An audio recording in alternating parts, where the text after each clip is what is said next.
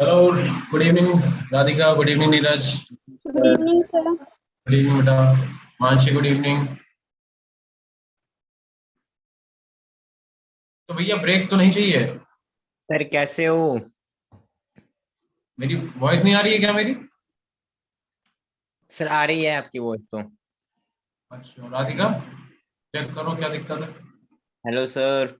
Hello बेटा Neeraj, hello Neeraj, last class में कहाँ थे तुम? Yes sir. लास्ट क्लास में थे तुम? सर एक्चुअली बीमार था मैं ना। अच्छा अच्छा, वही हम क्या लास्ट क्लास में थे नहीं। Yes sir. अच्छा, ब्रेक हो गया तो स्टार्ट करें क्या? यस सर करो। चलो ठीक है, एक बार मुझे चेक करने दो, कहाँ तक हुआ था बेटा हम लोगों का, क्या पढ़ रहे तुम लोग?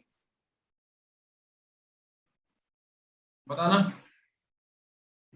राधिका बताओ, नीरज बता भाई। सर एक्चुअली लास्ट क्लास में नहीं था मैं ना। हाँ तुम तो थे अटेंड। ही नहीं। तो जो था वो बताओ।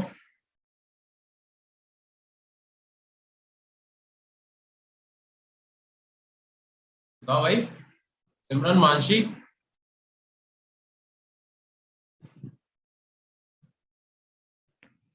सर सभी ब्रेक लेने चले गए शायद। ब्रेक लेना चलेगा? लग रहा है सर, पता नहीं। हम लोग डी ब्लॉक पढ़ रहे थे ना? यस सर डी शायद आप हैं। राधिका बताओ बेटा, गुड इवनिंग तो बात की बात है, कहाँ तक हो गया था लास्ट अपना? सर हमने मैग्नेटिक नेचर शुरू करना था आज। मैग्नेटिक नेचर स्टार्ट करना था, अच्छा। ये बताओ कि साइज, आयनाइजेशन एनर्जी और ये सब हो गया था, डेंसिटी, मेल्टिंग पॉइंट, ये सब यस सर। हो गया था ना? ऑक्सीडेशन स्टेट भी हो गया होगा। Yes sir. Yes sir. ठीक है, तो आज आप हेडिंग डाल दो। चलो रिकॉर्डिंग स्टार्ट कर लेते हैं पहले तो। रिकॉर्डिंग तो चली रही है। प्रोफेसर, तो आप चैप्टर का नाम डालो D and F block element. D and F block element, D and F block element, D and F block element.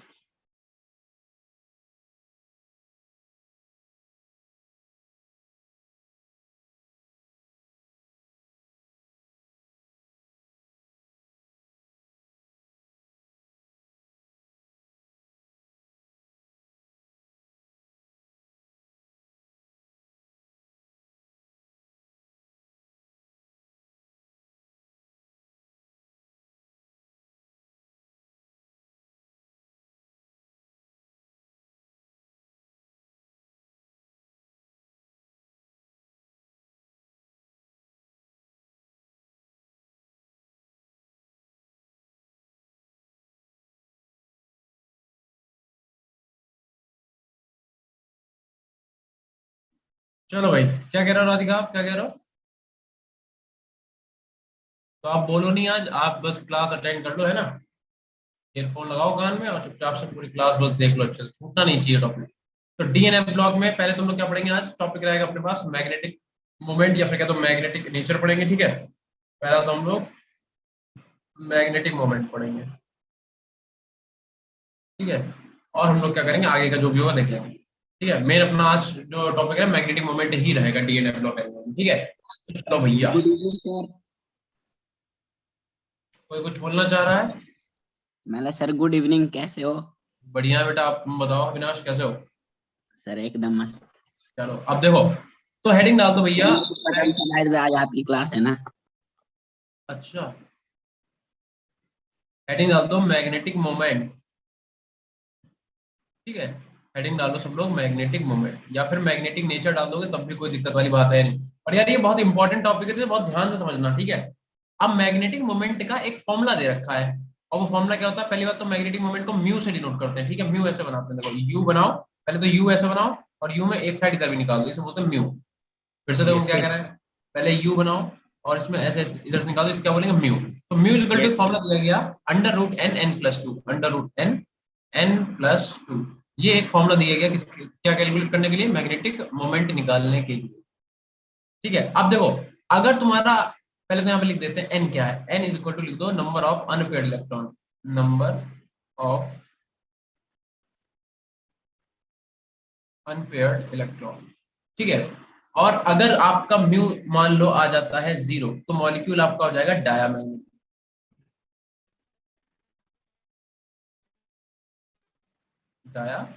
Diamagnetic, फिर से सुनो, अगर म्यू हमारा 0 आ जाएगा तो मॉलिक्यूल कैसा हो जाएगा डायमैग्नेटिक, और अगर हमारा म्यू जो है is not is equal to 0 आता मतलब म्यू की कुछ ना कुछ वैल्यू आ जाती है तो क्या बोलेंगे हम लोग कि कैसा भैया पैरामैग्नेटिक। ठीक है, तो अगर म्यू को सॉल्व करेंगे अभी, और अगर म्यू 0 आएगा तो डायमैग्नेटिक, म्यू अगर 0 नहीं आएगा तो पैरामैग्नेटिक। मतलब बात ये है कि तुम्हें बहुत सारे मॉलिक्यूल दे दिए जाएंगे और उनमें तुमसे पूछा जाएगा कि बताओ ये आपका आयन या फिर कॉम्प्लेक्स या फिर मॉलिक्यूल किस नेचर का है, डायमैग्नेटिक है कि पैरामैग्नेटिक है।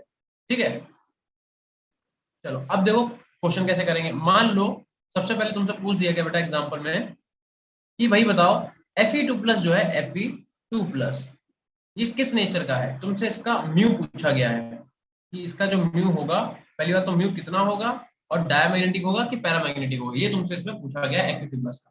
चलो भाई ट्राई करो, निकालो और मुझे बताओ। सामने तुम्हारा फॉर्मूला लिखा हुआ है, ठीक है। Fe2+ में तुम्हें क्या करना है, ये वाला फॉर्मूला अप्लाई करना है और अप्लाई करके तुम्हें बताना है कि पैरामैग्नेटिक होगा, डाया होगा, या फिर अगर होगा तो क्या होगा। ठीक है, और n क्या है, n का मतलब नंबर ऑफ अनपेयर्ड इलेक्ट्रॉन। फिर से एक बार याद दिला दे। Check sir. हाँ बेटा, यस क्या कह रहे सर। हो? देखो सर कैसे चेक? हम बताते सर हैं। चलो सर अच्छा एक हम होगा बताइए। कुछ नहीं होगा सर। हाँ बेटा, सर मतलब इसका आंसर तो 4 आ रहा है सर। इसका आंसर 4 आ रहा है। मैग्नेटिक होएगा। चलो देखो हम एक बार जो एक भी हो एक सर क्वेश्चन सॉल्व कर मतलब। देते हैं फिर तुम लोग करना। लड़ा नहीं फिर भाई, इधर देखो एक क्वेश्चन हम कर देते हैं सॉल्व, फिर आप लोग कर लेना। देखो अगर तुमसे Fe2+ का म्यू पूछा गया है कि कितना होगा तो कैसे निकालेंगे। अच्छा एक बच्चे का आगे पैरामैग्नेटिक, देखो तो तुम्हें सबसे पहले तो Fe का इलेक्ट्रॉनिक कॉन्फ़िगरेशन याद होना चाहिए। ठीक है, आउटर मोस्ट इलेक्ट्रॉनिक कॉन्फ़िगरेशन, पूरे का हमें जरूरत नहीं, हमें सिर्फ आउटर मोस्ट का पता होना चाहिए। तो Fe का एटॉमिक नंबर कितना होता है 26। देखो ये याद करो, 3D सीरीज कैसे याद करवाई थी, सक टी बी कर मन फे। यहाँ पे कितना आ रहा है 6 आ रहा है, देखो इधर इधर देखो इधर देखो, सक टी बी कर मन फे 6 आ रहा है, इसका मतलब 3D6 4s2। देखो 4s में तो सब में 2 ही रहेगा, बट डी में तो इलेक्ट्रॉन बदलेंगे, डी में ही इलेक्ट्रॉन चेंज हो जाता जाएगा। स्कैंडियम का क्या हो जाएगा 4s2 3d1 4s2 3d2 4s2 3d3 ऐसे करके। तो ऐसे में याद कर रखा है, सक टीबी कर मन पे मतलब Fe यानी कि 6। आकाश वर्मा का आंसर आ गया है पैरामैग्नेटिक। अब सुनते रहो मेरी बात। और तुमसे बेटा पूछा किसका गया, तुमसे पूछा गया Fe2+ का। Fe2+ का अगर 26 में से 2 इलेक्ट्रॉन निकालोगे तभी तो Fe2+ बनेगा। कोई भी एलिमेंट जब अपने इलेक्ट्रॉन को निकाल देता है, लूज कर देता है, तभी तो वो आयंस बनाता है। कौन से आयन, कैटायन। एनायन कब बनाता है, जब वो गेन करता है। कैटायन कब बनाएगा, जब वो लूज करेगा। तो इसका मतलब यहाँ पे कितना बचा बेटा 24, और 24 का जब आप लिखोगे तो कितना लिखोगे, आप लिखोगे 3d6 और आप लिखोगे 4s0, यही तो लिखोगे। इसका मतलब डी ऑर्बिटल में बेटा कितने इलेक्ट्रॉन है, डी ऑर्बिटल में 6 इलेक्ट्रॉन है। यस और सर। एस में है 0। देखते रहना इधर सब लोग, इधर देखो डी के 6 इलेक्ट्रॉन हुंड रूल के अकॉर्डिंग ही तो भरोगे, हुंड और पाउली का रूल यूज करते हुए तो भरेंगे, एक एक करके इलेक्ट्रॉन भरेंगे। देखो कैसे 1 2 3 4 5 और एक इसमें आ गया बेटा 6। ठीक है, एस में कोई इलेक्ट्रॉन है, एस में कोई इलेक्ट्रॉन है ही नहीं। ठीक है, ये क्या है, ये आपका 3d है। ठीक है, ये आपका क्या है, ये आपका 4s। तो 4s 0 है और 3d कितने हैं 6। समझे। अब मेरी बात सुनो, अनपेड इलेक्ट्रॉन कितने हैं, अनपेड का मतलब अकेले इलेक्ट्रॉन कितने, सिंगल इलेक्ट्रॉन कितने, 4 ही तो है। अरे सर अनपेयर्ड। अनपेयर का मतलब जो पेयर ना हो, है ना, तुम्हें तो पता ही पेयर अनपेयर क्या होता है। तो यहाँ से n इजकल टू हमारा निकल के आ गया 4। हमें पता चल गया कि n की वैल्यू 4 है। ठीक है, n मतलब नंबर ऑफ अनपेड इलेक्ट्रॉन यहाँ पे कितने 4 है। अब तुम्हें क्या करना है, वाला फॉर्मूला अप्लाई करना है। तो भैया लगा दो, तुमने लगाया फॉर्मूला क्या था, mu is equal to under root n n+2, ये फॉर्मूला था। तो देखो वैसे तो एक तरीका ये है कि तुम यहाँ पे n की वैल्यू लगाओ, फिर तुम इसे लॉन्ग डिवीजन मेथड से सॉल्व करो, और दूसरा एक अपने पास ट्रिक भी है। देखो भाई तो हम क्या करेंगे, हम लिखेंगे म्यू इज इक्वल टू, पहले से सॉल्व कर लेंगे। n की वैल्यू रखो, कितना आ गया 4, और यहाँ पे क्या आ जाएगा 4 प्लस का 2, तो 4 प्लस 2 6, और 6 4 का कितना होता है 20। 24 24। तो यहाँ पे आ गया अपने पास 24 आ गया। ठीक है, अब तुम्हें म्यू की वैल्यू ऐसे थोड़ी निकालनी आती, म्यू की वैल्यू तुम पॉइंट में पूरा एकदम सॉल्व करके बताना है। तो मेरे पास एक तरीका है कि हम इस वाले को क्या कर सकते हैं, सॉल्व कर सकते हैं। देखो भाई तो हमारे पास एक तरीका क्या है, तरीका ये है कि अगर अपने पास रूट a प्लस बी कहीं लिखा हुआ है, चलो इधर लिख देते हैं, यहाँ पे जगह नहीं, यहाँ पे देखो अगर अपने पास कहीं पे रूट a प्लस बी लिखा हुआ है तो उसका एक, अब मेरे पास एक फॉर्मूला है क्या, हम इसे लिखेंगे रूट a प्लस का b अपॉन में 2 रूट a। ठीक है। और यहाँ पे प्लस ना लिख के प्लस माइनस लिख लो, मतलब ये कि जब प्लस करना होगा तो प्लस करेंगे, जब माइनस करना होगा तो माइनस करेंगे। अभी ये समझाते हैं तुम्हें, ठीक है, ये हटाई दो। अब देखो कैसे इसका कैसे यूज करेंगे, इस वाले में इसका यूज करते हैं। चलो क्या 24 को हम लोग बेटा कैसे लिख सकते हैं बताओ, 25 माइनस 1 लिख सकते हैं, 25 माइनस का 1 लिख सकते हैं 24 को। यस बिल्कुल सर। सही नहीं यस सर। है, जो लॉन्ग डिवीजन मेथड है उससे तो कोई भी कर सकता है, लेकिन हम तुम्हें बता रहे हैं कि इससे अभी हम तुम्हें क्योंकि समझा रहे हैं तो धीमे धीमे, नहीं तो ये मुश्किल से सेकंड 30 से 20 से 30 सेकंड का काम है ये इस फॉर्मूले से निकालना। देखो तो हम लोग रूट 24 को 25 माइनस 1 लिखेंगे, तो देखो इधर इसे क्या लिखोगे, लिखोगे पहले ए रूट ए, रूट ए का मतलब ये ए है तुम्हारा और ये हो गया बी, इसका मतलब 25। फिर माइनस का यहाँ पे साइन है तो इधर भी क्या करो माइनस लगा दो, यहाँ पे बी का मतलब 1 आ जाएगा, अपॉन में 2 रूट है यानी कि 2 इंटू रूट 25 आएगा। बताओ आएगा कि नहीं आएगा। यस सर, बिल्कुल सर। 25 का रूट कितना होता है बेटा 5 होता है, माइनस का 1 अपॉन में 2 इंटू 5, तो 5 2 का कितना हो गया 10, और 10 5 का कितना हो गया 50, और 50 माइनस 1 कितना हो गया 49, और 49 डिवाइडेड बाय 10, क्योंकि अपॉन में तो 10 ही रहेगा, तो यानी कितना आ जाएगा 4.9 आ जाएगा। तो तुमने यहाँ से म्यू कैलकुलेट करके निकाल लिया, कितना है 4.9। अब क्योंकि तुम्हारा म्यू जीरो नहीं आया है, क्योंकि म्यू जीरो नहीं है, because mu is not is equal to zero, तो मॉलिक्यूल कैसा हो जाएगा पैरामैग्नेटिक, पैरामैग्नेटिक। और वैल्यू हमने निकाली थी 4.9 वैल्यू आ रही है। सर बताओ ए बी समझ में आया वाला बेटा, समझा दो एक बार, ए बी के यहाँ पर क्या किया। फिर से देखो, देखो हमने एक क्या करा फॉर्मूला यूज करा कि अंडर रूट ए प्लस बी या फिर ए माइनस बी, चाहे ए प्लस बी लगाओ चाहे ए माइनस बी लगाओ, उसका फॉर्मूला हमने ये बना लिया, ये हमने जस्ट एक फॉर्मूला यूज कर लिया है अपने सहूलियत के लिए। क्या, अंडर रूट ए प्लस माइनस बी अपॉन में 2 रूट ए। तो हमने क्या करा, अब 24 को हम क्या लिख सकते हैं, 24 को लिख सकते हैं 25 माइनस का ए, 25 माइनस 1 24 ही तो हुआ, बस इसे ए प्लस बी की फॉर्म में बना लिया, या फिर ए माइनस बी की फॉर्म में, ये इसे ए मान लो इसे मान लो बी। अब रूट ए का मतलब रूट ए क्या है यहाँ पे 25 है, तो रूट 25 माइनस का बी कितना है 1, तो 1 इस वाले फॉर्मूले को पुट करते हैं अपॉन में 2 रूट ए क्या है 25, सॉल्व करा। 25 का Yes, रूट sir. 5 होता है हमें पता है, माइनस का 1 अपॉन में 2 इंटू 25 फिर से 5, तो 5 2 का कितना हो गया 10, और 10 5 का कितना हो गया 50, 50 माइनस 1 करेंगे कितना आ जाएगा 49, और 49 और अपॉन में कितना चल रहा है 10 चल रहा है, तो 49 और बाई 10 मतलब 4.9। तो ये हमारा जो है म्यू कैलकुलेट होके आ गया यहाँ से। तो हमने बता दिया कि Fe2 प्लस का अगर हमसे म्यू की वैल्यू उन्होंने पूछी तो म्यू की वैल्यू हमने निकाल दी। क्या निकल के आ गई म्यू की वैल्यू, म्यू की वैल्यू निकल के आ गई 4.9। निकले कि नहीं निकले बताओ 4.9। यहाँ हमने क्या करा म्यू की वैल्यू निकाल दी, ठीक। और म्यू की वैल्यू निकालने से हमें ये पता चल गया क्योंकि म्यू जीरो नहीं है तो कैसा होगा पैरामैग्नेटिक, म्यू जीरो होता डायमैग्नेटिक।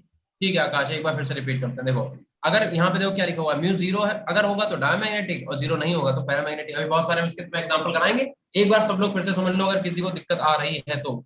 सुनो मेरी बात फिर से, हमने Fe2 प्लस का बेटा म्यू पूछा गया था कि निकाल के बताओ कितना होगा, और हमें ये फॉर्मूला दिया हुआ है, ये यहाँ पे लिखा हुआ है, ये हमें फॉर्मूला दिया हुआ है मैग्नेटिक मोमेंट निकालने का। तो सबसे पहले तो आपको करना क्या है कि Fe का इलेक्ट्रॉनिक कॉन्फिगरेशन लिखो, क्योंकि Fe2 प्लस पूछा है तो Fe का लिख लो। तो याद करवाई थी पहली सीरीज क्या थी, शक्ति भी कर्मन फेकोनी क्यूजिंग, दूसरी क्या थी यस सर। निभाना मौत तक रुकावटें राह में पड़े अगर कोई, यही तो था। Yes sir. थर्ड वन थी लाफ्ता बढ़ना रियाज इधर पिटाई और होगी। तो हमने क्या कर रखा है डी ब्लॉक के सारे एलिमेंट तो हमने अप्रोक्सीमेटली याद ही कर रखे हैं, तो हमसे Fe पूछा था तो हमें याद ही है। सक देखो ऐसे आप कर लो, सक टीवी कर मन फेस 6 आ रहा है, तो 6 का मतलब छठे नंबर पे आने का मतलब डी में कितने आएंगे 6 आएंगे, तो 3d6 4s2, ठीक है। अब देखो Fe2 प्लस का मतलब 2 इलेक्ट्रॉन निकाल दो, तो 26 से किस पे आ गए 24 पे, 2 इलेक्ट्रॉन कहां से निकालोगे जो आउटर मोस्ट है वहीं निकालोगे, तो S से 2 इलेक्ट्रॉन निकाल दो, बचा कितना 3d6 4s0, ये लिख लिया। अब इसमें अनपेड इलेक्ट्रॉन निकालने के लिए हुन और पाउल रूल का यूज करते हुए इलेक्ट्रॉन की फिलिंग करनी है, तो फिलिंग करेंगे तो 1 2 3 4 5 और 6। यहाँ पे अनपेड इलेक्ट्रॉन कितने हैं, n क्या है, n है नंबर ऑफ अनपेड इलेक्ट्रॉन, तो 4 अनपेड इलेक्ट्रॉन निकल के आ गए। फिर हमने क्या करा वैल्यू पुट कर दी इस वाले फॉर्मूले में, तो mu equal to under root n, n plus 2 का मतलब 4, 4 प्लस 2 यानी कि 4 प्लस 2 6, 6 4 जा 24, तो हमारे पास म्यू इक्वल टू अंडर 24 आ गया। लेकिन तो क्वेश्चन में ऐसे नहीं देगा ना, पेपर में क्वेश्चन ऐसा आएगा कहीं पे 4.9 लिखा होगा, 4.8 लिखा होगा, 7.4 लिखा होगा, ऐसे पॉइंट में वैल्यू होगी। तो या तो तुम क्या करो जो लॉन्ग डिवीजन मेथड उससे लगा लो, या ये फॉर्मूला लगा लो, तो हमने फॉर्मूला ज्यादा सही लगा। तो देखो हमने क्या करा, हमने एक अंडर रूट ए प्लस बी या फिर ए माइनस बी का फॉर्मूला बनाया, क्या अंडर रूट ए प्लस माइनस बी अपॉन में 2 रूट ए, उसी फॉर्मूले को हमने यहाँ पे अप्लाई कर दिया। जैसे यहाँ पे 24 लिखा तो 24 को हमने क्या लिख दिया 25 माइनस का 1, 25 माइनस 1 24 ही होगा, हमने फॉर्मूला बनाना तो बना लिया।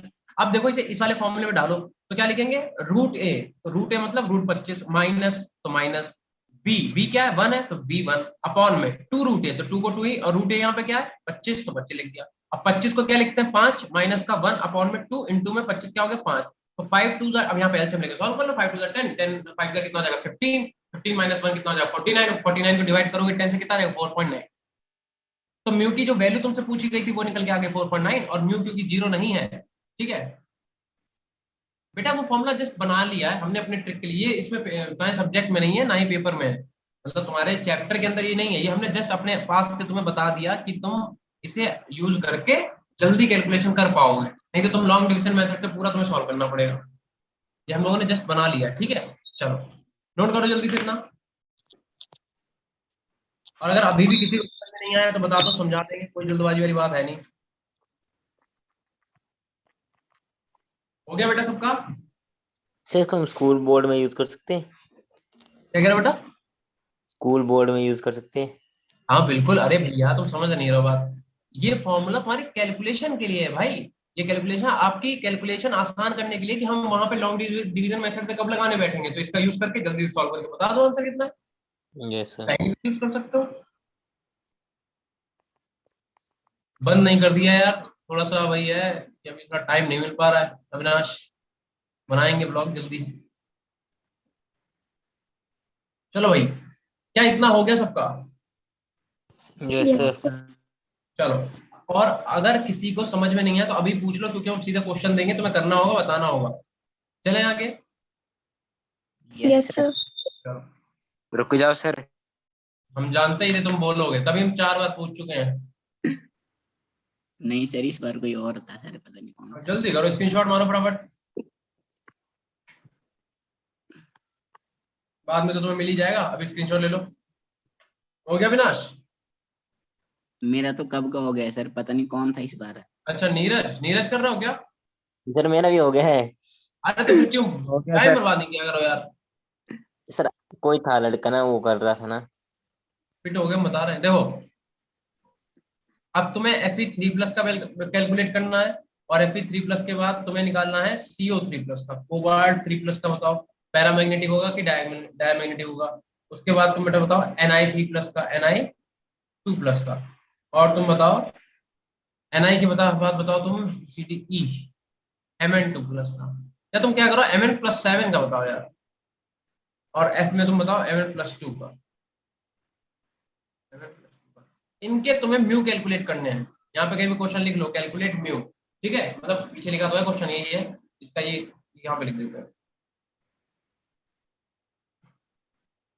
तो यहाँ पे लिख देते हैं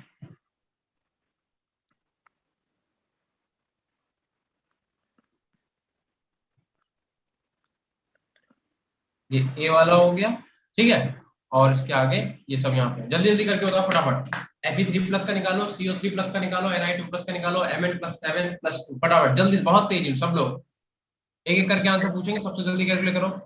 सर अगर कोई वैल्यू जैसे चलते √ में आएगी, फिर क्या करना है? हाँ भैया, ये फॉर्मूला देखो, ये वाला फॉर्मूला लगाना है, mu is equal to under root नहीं एन हाँ सर, इसके बाद भी वैल्यू मतलब √ में आ रही है तब। हाँ हाँ, रूट में वैल्यू नहीं लानी, रूट को सॉल्व करके बताना है, जल्दी बताओ, इस वाले फॉर्मूले से करना है, ये बताया तो है तुमने, चलो करो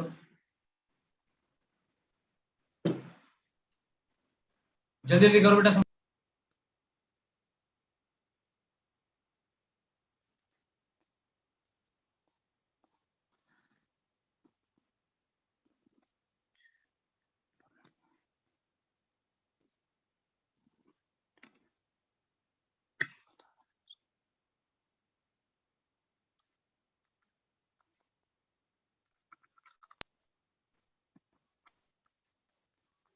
नीरज, Fe3+ का आ गया आंसर तुम्हारा, पैरामैग्नेटिक है और 6 आ रहा है, और लोग बताओ बेटा।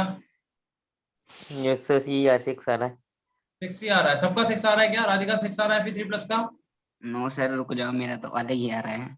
अभिमन्यु, आदित्य बेटा बोलो आप लोग भी, आकांक्षा, डिम्पल, डिम्पल डिम्पल पढ़ते हैं तुम्हारे? No sir. तो आंसर बताओ इसी बात पे। हर्षिता आप बताओ। कंचन, कनिका, सब लोग आंसर दो भैया, सर एक ही दो। मेरा तो गलत √ में आ रहा है सर। आकाश का आंसर आ गया Ni2+ का। सर मेरा तो √ में आ रहा है, मैं क्या करूं? थोड़ी देर शांत से बैठो। अभी हम जब कराएंगे तब तो अपना चेक कर लेना, ठीक है। कोमल, नवनीत, बेटा नीरज, बताओ भाई सब लोग। सर फर्स्ट ठीक है ना? फर्स्ट वाला अपने यार पता नहीं, आंसर तो नहीं लिखा मेरे पास, चेक करेंगे। तुम सारे निकाल लो फटाफट जल्दी से, वो तो मैथ वाले बच्चे हो यार, जल्दी जल्दी फटाफट कैलकुलेट कर लो, फिर एक एक करके हम लोग अभी सॉल्व कर लेंगे, चेक कर लेंगे कौन सा क्या है।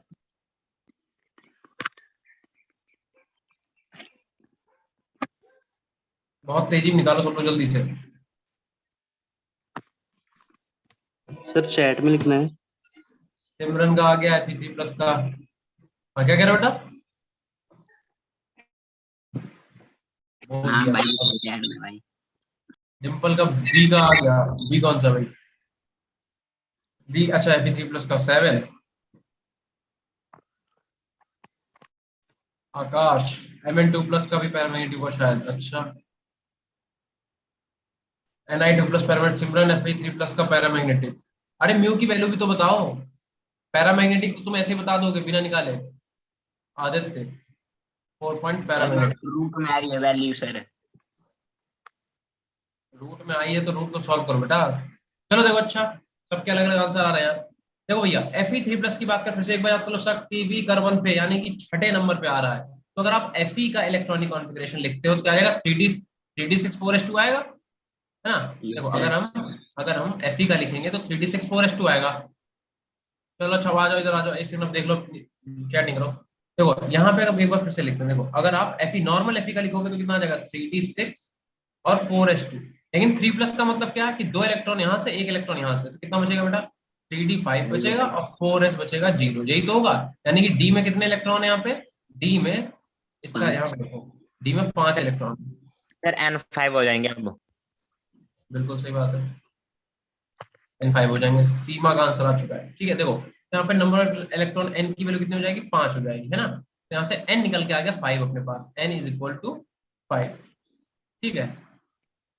चलो अब देख लो, आप देखो चैट करें पढ़ो कंटिन्यू। अब देखो मेरी बात सुनो, फॉर्मूला क्या था अपने पास? फॉर्मूला था mu is equal to under root n और n+2। तो भैया जब आप n की वैल्यू 5 रखोगे कितना आ जाएगा? जब देखना 5 और 5 प्लस का 2, 5 2 कितना हो गया? 7 और 7 5 35। सबका 35 ही आ रहा है। Yes sir. सर फिर इसके आगे बताओ सर रूट 35। अब देखो ये तो तुम ऐसे भी दिमाग लगा सकते थे यार, अगर 35 आ रहा है नियरली किसके इक्वल है? तो ये नियरली 36 के इक्वल है, और 36 अगर इक्वल होगा तो किसके इक्वल हो जाएगा? 6 के इक्वल हो जाएगा। अरे 5.9 के आसपास आएगा ये, 5.9 या फिर 6 लिख दो आप इसे अप्रोक्सीमेटली, लिख सकते हो कि नहीं? और नहीं तो तुम सॉल्व कर लो तब भी इतना नहीं आएगा। कैसे? देखो फॉर्मूला क्या होता है बेटा? फॉर्मूला होता है अंडर रूट ए प्लस बी। अब मेरी बात सुनो, 35 को हम क्या लिख सकते हैं? क्या हम 35 को 25 प्लस 10 लिख सकते हैं? 35 को बताओ। तो यहाँ पे क्या हो जाएगा? रूट 25 प्लस का 10 अपॉन में 2 रूट 25। वही वाला फॉर्मूला लगा दिया, ये वाला फॉर्मूला ये, ठीक। तो देखो तो 25 का कितना हो जाएगा? 5 प्लस का 10 अपॉन में 5 दूनी 10 इधर, तो 10 बचे कितना हो जाएगा? 50। 50 और अपॉन में कितना आ जाएगा? 10। अप्रोक्सीमेटली 6 के इक्वल आ जाएगा, यही हम तुम्हें बता रहे थे। अरे यार रूट 35 का मतलब क्या हुआ कि 36 के बिल्कुल अप्रोक्सीमेटली इक्वल होगा, और रूट 36 का तो पता ही 6 होता है। तो 5.9 के आसपास एक्चुअल में कैलकुलेटर से निकालोगे तो आएगा, लेकिन इससे तुम्हारे एक तुम्हें अप्रोक्सीमेटली आइडिया मिल जाएगा, तो 6 आ जाएगा। अभी क्योंकि 6 आया तो कैसा होगा? पैरामैग्नेटिक होगा कि नहीं होगा बताओ? तो इसे हटा देना हम ये कैलकुलेशन पूरी। तो ये कैसा है? ये आपका यहाँ पे म्यू निकल के कितना आया है? 5.9, या फिर कह दो अप्रोक्सीमेटली ये किसके इक्वल है? 6 के इक्वल निकल के आया है, ठीक है। अब क्योंकि म्यू 0 नहीं है तो कैसा होगा? पैरामैग्नेटिक होगा, पैरामैग्नेटिक होगा। बिल्कुल सही है, जिन बच्चों ने इसका पैरामैग्नेटिक बताया था। इसका देख लो भैया CO3 प्लस का, शक्ति बी कर्मन फे 4.9, ठीक है। फे को यानी कि 7 आता है ना, तो अगर आप कोबाल्ट का लिखोगे बेटा, नॉर्मल कोबाल्ट का लिखोगे CO का कितना हो जाएगा? तो हो जाएगा 3d7 4s2, यही तो होगा। हाँ तो जब इसके 3 प्लस करेंगे तो 2 यहाँ से 1 यहाँ से बचे, कितना बचेगा? 3d6 4s0। डी में कितने हैं? 6 हैं। डी में 6 कैसे भरोगे बेटा? देखो 1 2 3 4 5 और एक ये वाला 6, ऐसे तो भरेंगे। और एस में तो कुछ है ही नहीं, एस तो खाली छोड़ दो ऐसे, ठीक है। तो एन की वैल्यू यहाँ से पता चल गया, एन कितना आ रहा है? 4। और एन 4 होगा तो पीछे भी हम लोग कैलकुलेशन कर चुके हैं। देखो इधर एन 4 के लिए कितना निकाला था हम लोगों ने? 4.9, ठीक है, तो पीछे कर चुके हैं तो बार बार करने की जरूरत ही क्या है। तो यहाँ पे म्यू निकालो कितना आ जाएगा 4.9 आ जाएगा। तो क्योंकि इसका भी म्यू 0 नहीं तो ये भी कैसा होगा पैरामैग्नेटिक होगा। Ni2+ का निकाल लेते हैं। Ni का अगर आपको पता है तो देखो जरा, टीवी करमन फे कोनी यानी कि 3d8 4s2 इसका कितना होता है, इसका होता है 3d8 4s2। बहुत बच्चों का आंसर आ रहा है। Ni का 8 होगा। अच्छा हाँ सही है। ठीक है, तो देखो 2+ का मतलब ये वाले हटा दो तो कितना बचेगा, ये सिर्फ 3d8 बचेगा और यहाँ पे हो जाएगा 4s0 हो जाएगा, यही तो होगा। चलो अब अगर इतना तुमने लिख लिया तो देखो भैया क्या करेंगे, तो हमें क्या करना है, डी में इलेक्ट्रॉन भरने हैं, तो डी में 8 इलेक्ट्रॉन भर दो और एस तो खाली है। ठीक है, तो डी में 8 इलेक्ट्रॉन कैसे भरोगे, 1 2 3 4 5 और 6 7 और 1 8। यहाँ से एन की वैल्यू 2 मिलेगी क्योंकि 2 ही तुम्हारे पास अनपेयर्ड इलेक्ट्रॉन है कि नहीं, बताओ। तो जब तुम यहाँ से म्यू निकालोगे तो म्यू इक्वल टू क्या आ जाएगा बेटा अपने पास, 2 इंटू में 2 + 2 ये तो आएगा, तो 2 2 = 4 4 2 = 8, तो √8 आ जाएगा। 8 ही तो आएगा बेटा यहाँ से। इसका कितना आ रहा है बताओ, Ni का कितना आ रहा है भैया। सर इसका आ रहा है ना कितना आ रहा है, रुको जाओ सर। नहीं, इसका √8 ही तो आएगा। Yes sir. हाँ, तो √8 को सॉल्व कर लेना। तो ये भी तुम्हारी वैल्यू 0 नहीं आ रही है, तो ये भी कैसा हो जाएगा, पैरामैग्नेटिक हो जाएगा। Mn+7 का निकल गया डायमैग्नेटिक है। Mn+7 का डायमैग्नेटिक है, बिल्कुल सही है। देखो यार आकाश में देखो Mn+7 का बहुत सारे बच्चों ने पहले ही बता दिया कि डायमैग्नेटिक होगा, और नहीं तो तुम दिमाग भी लगा सकते हो यार, बहुत सीधी सी बात है कि Mn का एटॉमिक नंबर कितना होता है 25। तो आप क्या लिखोगे, आप इसे लिखोगे 3d5 और 4s2 लिखोगे। अब +7 का मतलब क्या है कि 2 इलेक्ट्रॉन जी निकालो 5 निकालो तभी तो 7 इलेक्ट्रॉन निकलेंगे, यानी कि 3d कितना हो जाएगा 0, 4s कितना हो जाएगा 0, होगा कि नहीं होगा बताओ बेटा। 3d 0 4s 0, क्योंकि क्या है 3d5 4s2 7 इलेक्ट्रॉन का मतलब 7 इलेक्ट्रॉन निकाल दो। तो जब इसके पास n है ही नहीं, n आपका कितना है 0 है, ऑब्वियस सी बात है नंबर ऑफ इलेक्ट्रॉन को है ही नहीं, तो म्यू इक्वल टू जब फॉर्मूला लगाओगे क्या n+2। ठीक है, तो कितना हो जाएगा 0 और 0+2, तो मल्टीप्लाई करके कितना 0 ही आना है अपने पास। तो म्यू 0 हो गया, और देखो यहाँ पे क्या लिखवाया है, बहुत ध्यान से पढ़ो। अगर म्यू आपका 0 है तो मॉलिक्यूल कैसा होगा, डायामैग्नेटिक होगा। ठीक है, तो देखो तो ये कैसा हो जाएगा, ये वाला यार डायमैग्नेटिक हो जाएगा। Mn+2 का देख लो, नॉर्मल Mn का कितना होता है, Mn का होता है बेटा 3d5 4s2 और Mn। हाँ अभी देखते हैं, देख लिया मैंने आंसर हमारा। तो यहाँ पे 3d5 और ये हो जाएगा 4s0। n की वैल्यू तुम्हें यहाँ से दिख गई, n कितना है, n आपका है यहाँ से 5, 5। तो यानी कि d में 5 इलेक्ट्रॉन भर दो भैया, या 5 इलेक्ट्रॉन मतलब देख ही लो यार, सीधा सीधा दिख ही रहा है। तो 4s0 और 5 इलेक्ट्रॉन भर दो, 1 2 3 4 5। तो यहाँ से म्यू निकालोगे तो क्या हो जाएगा, √ में n और n+2, तो वैल्यू पुट कर दो। 35 आ रहा है। 5 और 5 2 7, हाँ 35 आ जाएगा, सही बात है। ठीक है, और 35 का भी हम लोग सॉल्व कर रहा था, कितना आ रहा था 35 का निकाल के, अप्रोक्स सर। हाँ 35 का अप्रोक्सीमेटली 6 आ रहा था। तो म्यू जब निकालोगे तो इसका कितना आ जाएगा, अप्रोक्सीमेटली 6 के इक्वल आ जाएगा। मतलब 0 नहीं आ रहा है, वैल्यू पूछेगा म्यू की तो म्यू की वैल्यू भी निकाल दोगे, और 0 नहीं आ रहा है इसलिए ये भी कैसा हो जाएगा, पैरामैग्नेटिक।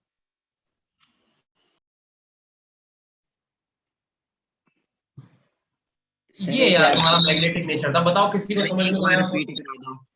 नो एक बार क्या रिपीट कर दे, पूरा स्टार्टिंग से रिपीट कर दे आधे घंटे का लेक्चर, नहीं सर, थोड़ा बहुत मतलब माड़ा मोटा। मन होता है। देखो Mn+2 में जब तुम इलेक्ट्रॉनिक कॉन्फ़िगरेशन लिखोगे तो 3d5 4s2 आएगा, और +2 का मतलब 2 इलेक्ट्रॉन निकाल दो तो आउटर मोस्ट वाले 2 इलेक्ट्रॉन निकलेंगे पहले, तो यहाँ पे 3d5 4s0 हो गया।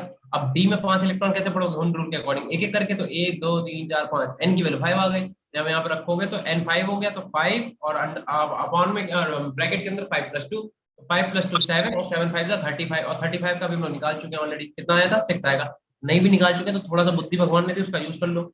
35 और √36 बहुत ज्यादा दूर दूर है क्या, 36 का 6 होता है, तो 35 का अप्रोक्सीमेटली 5.99 के आसपास होगा, और 5.99 का राउंड ऑफ करोगे तो यही तो आ जाएगा यार, बताओ। सर इसका आंसर तो लास्ट में मतलब 50/10 आ रहा था, तो इसका आंसर तो 5 नहीं आएगा। किसका 50.10 आ रहा था, ना वो कहते Fe3 पॉजिटिव। Fe3 50 अपॉन थोड़ा ना आ रहा था, 50 + 10 अपॉन 10 आ रहा था। मतलब 60/10 आ रहा था, तो 0 से 0 कैंसिल, 6 आ रहा था अप्रोक्सीमेटली।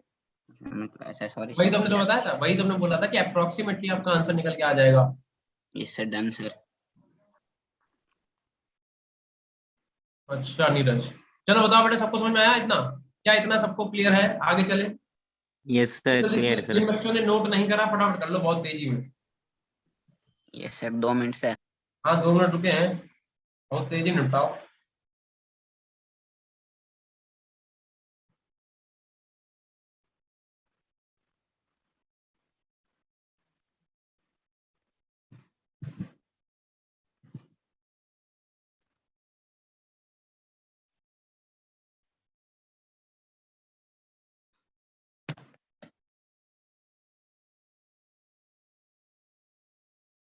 आज भैया मेरे यहाँ भी बहुत बारिश हो रही है, तुम लोग ज्यादा काबिल ना मानो, समझे?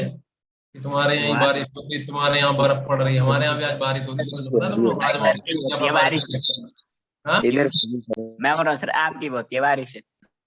Congratulation sir. Hello sir.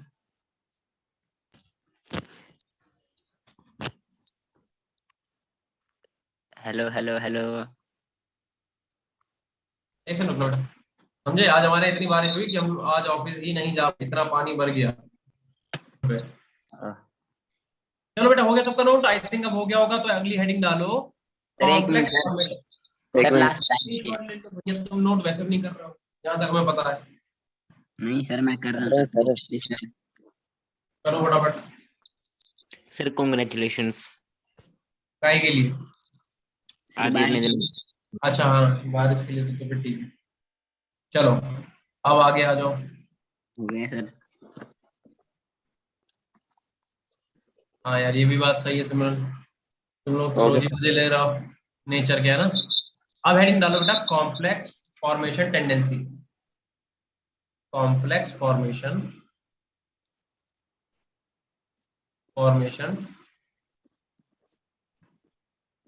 Tendency. Complex formation tendency, ठीक है? ये हेडिंग डालो। हम 20 बार वैसे तो पूछ चुके हैं, एक बार फिर से बोलेंगे भैया, बता सकते हो? आवाज कट गई सर। सर बारिश की वजह से सिग्नल वीक हो गया। और एक तरफ लिख दे कॉम्प्लेक्स, तो दोनों में सर कोई डिफरेंस है क्या, कॉम्प्लेक्स और कंपाउंड में? सर बता। रिपीट करने। रिपीट करें, हम कह रहे हैं कंपाउंड में और कॉम्प्लेक्स में क्या डिफरेंस होता है, बताओ। कॉम्प्लेक्स हो हाँ गया सर, आगे मतलब किस मतलब दो समझ लो तीन। चार्ज, हाँ हाई न्यूक्लियर चार्ज कॉम्प्लेक्स में। देखो, ऐसी बातें बताया करो जो इजी लैंग्वेज में हो, जो तुरंत तुरंत समझ में आ जाए, और तुरंत हमें समझ में। अभी तुमसे तुम्हारा कोई छोटा भाई पूछ देगा कॉम्प्लेक्स क्या होता है, तो क्या हो गया? हाई न्यूक्लियर चार्ज है, वो क्या निकल लो यहाँ से, बताया अभी ऐसे, मतलब इजी लैंग्वेज समझाओ बेटा। देखो समझो मेरी बात, अब हम तुम्हें समझाते हैं इजी लैंग्वेज में क्या है। जैसे फॉर एग्जाम्पल हम तो बता चुके हैं हालांकि, लेकिन तुम लोग मानोगे थोड़े ना। देखो, जब पी ब्लॉक पढ़ाया था तभी बता दिया था। जैसे फॉर एग्जाम्पल NH3 है, तो नाइट्रोजन के आउटर शेल में 7 इलेक्ट्रॉन है, कैसे लिखोगे आप इसे? 2,5 लिखोगे कि नहीं? मतलब इसके आउटर शेल में 5 इलेक्ट्रॉन है, और इसकी वैलेंसी कितनी है? ये इसके वैलेंस इलेक्ट्रॉन है, और इसकी वैलेंसी कितनी है? वैलेंसी है इसकी इतनी। तो किसी भी एलिमेंट की जितनी वैलेंसी होती है, क्या बता रहा हूँ Neeraj? Complex are also compound but basic. हाँ सही है, सही है, बिल्कुल सही है। लेकिन ये डेफिनेशन वही वाली बात है, वो कौन होता है? साइलेंसर होता है। कौन होता है उसमें? 3 इडियट में इतनी लंबी डेफिनेशन है, पहले समझ तो नॉर्मल डेफिनेशन बिल्कुल सही है तुम्हारी। देखो, नाइट्रोजन का वैलेंस इलेक्ट्रॉन होते हैं 5, वैलेंसी होती है 3। किसी भी एलिमेंट की जितनी वैलेंसी होती है उतने तो बॉन्ड बनाएगा। तो यहाँ पे नाइट्रोजन की वैलेंसी 3 है, तो 3 बॉन्ड बना रहा है। देखो, नाइट्रोजन हाइड्रोजन साथ कितने बॉन्ड बना रहा है? 3 ही बॉन्ड तो बना रहा है। चलो एक बार देखो, अगर तुमसे कहें कि यहाँ पे नाइट्रोजन जो है वो हाइड्रोजन के साथ अमोनिया में कितने बॉन्ड बना रहा है? 3 बॉन्ड बना रहा है। और एक इसके बाद लोन पेयर। लोन पेयर कैसे आया? क्योंकि आउट ऑफ शेल में इलेक्ट्रॉन तो 5 थे ना, 5 में से 3 इलेक्ट्रॉन इसने यूज कर लिए, 2 तो बच गए। तो ये भैया इसका क्या है, NH3 का क्या है ये स्ट्रक्चर है। बात समझ में आई? अच्छा ठीक है। अब क्योंकि नाइट्रोजन के पास एक लोन पेयर है, तो अगर तुमने क्या दिखाया, H पॉजिटिव क्या है? H पॉजिटिव है बेबी, ठीक है? ये क्या है? ये है बेबी। और बेबी को क्या पसंद है बेटा? Sir chocolate. चॉकलेट नहीं पसंद है, बेस पसंद है। देखो, अच्छा ये सर बिल्कुल बेस सर। तो बेबी को क्या पसंद है? बेस। NH3 क्या है? बेस ही तो है। NH3 यस क्या सर। होता है बेटा? बेस होता है। तो H पॉजिटिव क्या है, बेबी, बेबी को क्या पसंद है, बेस। तो जब ये इस पे अटैक करेगा तो क्या बनाएगा यार, NH4 पॉजिटिव बनाएगा, NH4 पॉजिटिव। अब तुम एक चीज समझो, नाइट्रोजन की वैलेंसी कितनी थी, 3। यहाँ नाइट्रोजन अपनी वैलेंसी से ज्यादा बॉन्ड बना रहा है कि नहीं बना रहा है, तो पहली बात तो इसे कोवैलेंसी बोलेंगे, इसे क्या बोलेंगे, कोवैलेंसी बोलेंगे। तो नाइट्रोजन की कोवैलेंसी कितनी होती है, 4। अब चाहे तुम कुछ भी कर लो, नाइट्रोजन 4 से ज्यादा बॉन्ड बना नहीं सकता, ठीक है। तो कभी भी कोई भी एलिमेंट जितनी उसकी वैलेंसी है, अगर उससे ज्यादा बॉन्ड का फॉर्मेशन कर रहा है तो उसे बोलोगे कॉम्प्लेक्स, और जब तक अपनी वैलेंसी में है तब तक उसे बोलेंगे कंपाउंड। क्लियर हुआ कि नहीं? Yes sir. Yes sir. Simple सी बात थी, देखो डन डन डन। बहुत सिंपल सी बेस बात। हाँ सर ठीक है, बेबी को हाँ ये लिखना नहीं है, लिख लो H positive baby A B, ठीक है, लिखना नहीं है। समझ में आया कॉम्प्लेक्स और कंपाउंड में बेटा डिफरेंस? सर मैंने तो लिख दिया है। चलो अब थोड़ी सी इसमें थोड़ी सी डेफिनेशन है, वो लिखो। लिखो डी ब्लॉक एलिमेंट्स, लिखो D block elements have tendency to form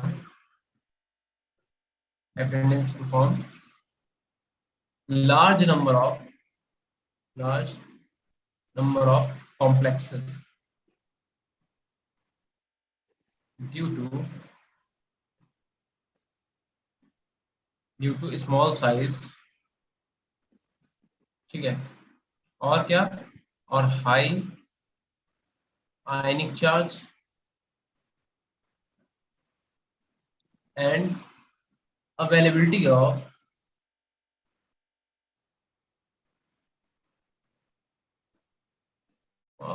d orbital।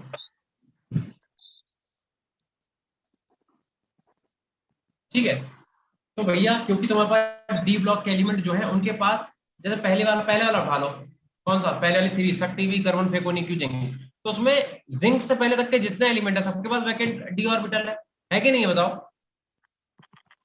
तो क्योंकि उनके पास वैकेंट डी ऑर्बिटल है तो उस वजह से बहुत लार्ज नंबर के क्या करते हैं, कंपाउंड या फिर कॉम्प्लेक्स का फॉर्मेशन करते हैं, कॉम्प्लेक्स का करते हैं, सॉरी। ठीक है, अच्छा एक बात बताओ, ट्रांजिशन एलिमेंट डी ब्लॉक के अंदर कौन से नहीं है, अलग से लिखवा दिया तुमने, सर बताओ भैया बताओ। हमने क्या पूछा बोला आपने? डी ब्लॉक एलिमेंट्स के अंदर ट्रांजिशन एलिमेंट कौन से नहीं है। ट्रांजिशन सर ZN CD और HG। बिल्कुल सही, एक Zn है और एक CD है और एक Hg है, क्योंकि ट्रांजिशन एलिमेंट वो होते हैं जिनके पास एटलीस्ट एक अनपेयर्ड इलेक्ट्रॉन तो हो, एक अनपेयर्ड इलेक्ट्रॉन होना चाहिए, ठीक है। लेकिन इनके सबके डी में कितने होते हैं, इनके डी में 10 होते हैं, मतलब इनके पास कोई भी अनपेयर्ड इलेक्ट्रॉन नहीं होता, डी में 10, एस में 2, ठीक है। तो ये ट्रांजिशन एलिमेंट की कैटेगरी से बाहर रखे गए, ध्यान रखना। चलो फिलहाल तो इसके एग्जांपल पे आ जाते हैं, कुछ एग्जांपल लिख लो बेटा, जैसे जैसे K4 FeCN6। अब इसमें भी तुम्हें एक चीज समझा देते हैं पहले तो, देखो यार इसमें दो चीजें हैं, एक तो स्क्वायर ब्रैकेट लगा हुआ है, दिख रहा होगा सबको, जो कि हमने मिटा दिया, फिर से एक बार लिख देते हैं। देखो एक तो ये स्क्वायर ब्रैकेट है, तो ये जो स्क्वायर ब्रैकेट है बेटा, देखो ये जो स्क्वायर ब्रैकेट है, इस स्क्वायर ब्रैकेट को हम लोग बोलते हैं कोऑर्डिनेशन स्फीयर, इसमें क्या बोलते हैं, कोऑर्डिनेट या फिर कोऑर्डिनेशन स्फीयर बोलते हैं, स्फीयर। और ध्यान रखना कोऑर्डिनेशन स्फीयर कोई ब्रेक नहीं होता है, ठीक है। और कोऑर्डिनेशन स्फीयर के बाहर की जो भी चीज होगी, चाहे लेफ्ट में हो चाहे राइट में हो, मतलब ये जो स्फीयर देख रहे हो स्क्वायर ब्रैकेट के बाहर हो, चाहे लेफ्ट में चाहे राइट में, इसे बोलते हैं आयनिक स्फीयर, इसे हम लोग क्या बोलते हैं, आयनिक स्फीयर, चाहे लेफ्ट में चाहे राइट, ठीक है। अच्छा दूसरी बात, अगर तुमसे पूछे कोऑर्डिनेशन नंबर क्या होता है, किसी को पता है what is coordination number? Sir coordination number, coordination number, अरे तुम लोगों ने यार पढ़ा था फर्स्ट बताओ। चैप्टर में, आप कोऑर्डिनेशन नंबर क्या कह रहे हो? फिर आपने फर्स्ट चैप्टर में वो नहीं करवा रहे थे जो क्रिस्टल स्पेस हाँ सही कह रहे हो, डी ब्लॉक जो वो सॉलिड स्टेट जब पढ़ रहे थे तब हम लोगों ने हमने बताया था तुम्हें। जैसे मान लो एक लड़की है, उसका नाम है रजिया, लड़की का नाम क्या है, रजिया, और वो गुंडों में फंस गई मान लो, ठीक है। तो रजिया कहाँ फंस गई, गुंडों में। यस तो अब जरा देखना पास में गुंडे कितने खड़े हैं, 1 2 3 4 5, ठीक है। तो रजिया कितने गुंडों में फंसी है, सर फंस गई सर अभी। रजिया कितने गुंडों में फंस गए बेटा? 5 में ना, तो इसका कोऑर्डिनेशन नंबर कितना हो जाएगा? इसका कोऑर्डिनेशन नंबर हो जाएगा 5। अब मान लो 5 गुंडे ऐसे खड़े हैं, 2 गुंडे अलग अलग दूर दूर खड़े हुए हैं, या 3 खड़े हुए हैं। अब बताओ कोऑर्डिनेशन नंबर कितना हो गया बेटा? अच्छा, सर एक गुंडे तुम हो। 4 सर, अब 4 सर। नहीं, मेरी बात सुनो, हम कह रहे हैं पहले देखो, किसी भी एटम को कितने नेबरिंग एटम ने घेर रखा है उसे उसका कोऑर्डिनेशन नंबर बोलते हैं। इसका मतलब इस वाले की अगर बात करें, इसका कोऑर्डिनेशन नंबर कितना हो जाएगा? 1 2 3 4 5 6, तो इसका कोऑर्डिनेशन नंबर हो जाएगा 6 हो जाएगा। लेकिन नियरेस्ट नेबर, सिर्फ नियरेस्ट नेबर देखने होते हैं। इसका मतलब अभी भी रजिया का जो वो होगा कोऑर्डिनेशन नंबर 5 ही होगा, क्योंकि 5 बेटा ही ये तो होगा। अलग अलग है। 1 2 ये सर 3 और 4, ये तो अलग अलग है, दूर दूर है, तो दूर वाले नहीं गिनने होते हैं। कभी भी कोऑर्डिनेशन नंबर की बात करेंगे तो जो जो भी एटम आप देख रहे हो उसके सराउंडिंग वाले एटम, जो पड़ोस वाले एटम है, पड़ोसी जो है, उन्हें सिर्फ देखना है। ठीक है, तो रजिया कितने गुंडों में फंसी? 5 में। ठीक है, ध्यान रखना। तो इसे बोलते हैं कोऑर्डिनेशन नंबर। कोऑर्डिनेशन नंबर के बाद बेटा एक आता है ऑक्सीडेशन नंबर, वो तुम्हें पता ही है। तो कोऑर्डिनेशन नंबर बताओ एफई का कितना बेटा? एफई का कोऑर्डिनेशन नंबर कितना है?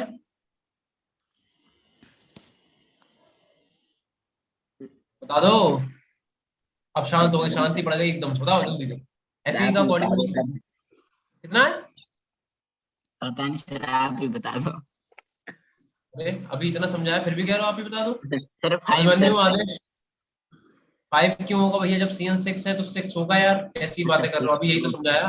सर, सॉरी भैया सर। देखो, नियरेस्ट नेबर देखो ना, बाहर वाले से मतलब नहीं है। देखो, कोऑर्डिनेशन स्फीयर के अंदर मेटल को छोड़ के जो भी चीज होती है वो तुम्हारा कोऑर्डिनेशन नंबर में ही आ जाएगा। ठीक है, यहाँ पे ओके 6 सर, सीएन लगे हुए हैं, मैं कुछ और ही सोच रहा था ना, सॉरी सर। तो जो हम सोच रहे हैं वही सोचा करो।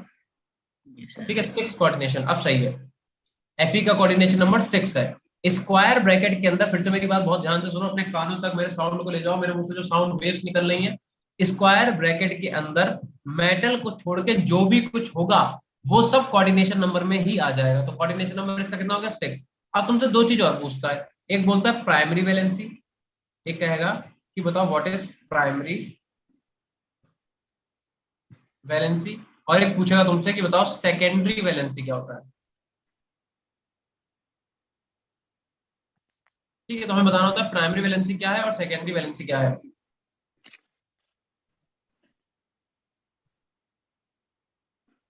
कौन कोऑर्डिनेशन नंबर में कैसे आ जाएगा? सर FCN वाला। देखो मेरी बात सुनो, Fe जो है उससे 6 CN जुड़े हुए हैं ना, तो मतलब ये हुआ कि Fe को बेटा 6 CN ने घेर रखा है, 1 2 3 4 5 और एक 6। तो Fe को 6 CN ने घेर रखा है, Fe का कोऑर्डिनेशन नंबर 6 हो गया। स्क्वायर ब्रैकेट के बाहर जो होता है वो कभी कोऑर्डिनेशन नंबर में नहीं आएगा, बस इतना याद रखो। स्क्वायर ब्रैकेट के अंदर जो भी चीज है वो लिगेंड होती है, और लिगेंड क्या होता है? जो मेटल को अपने इलेक्ट्रॉन प्रोवाइड कराए। ठीक है, अब मेरी बात सुनो फिर से ध्यान से। तो प्राइमरी वैलेंसी क्या होता है, सेकेंडरी वैलेंसी क्या होता है, इसे एक बार चेक कर लेते हैं। देखो बेटा, जो ऑक्सीडेशन नंबर होता है, ऑक्सीडेशन नंबर उसे क्या बोलते हैं? Primary valency. प्राइमरी वैलेंसी का मतलब क्या होता है? ऑक्सीडेशन, सही से लिख देते हैं चलो। प्राइमरी वैलेंसी का मतलब ऑक्सीडेशन नंबर, और सेकेंडरी वैलेंसी का मतलब क्या होता है? Coordination number.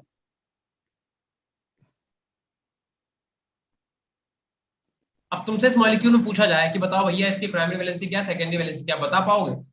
क्या तुम लोग बता पाओगे? सर इसमें प्राइमरी बैलेंस आपकी 4 है।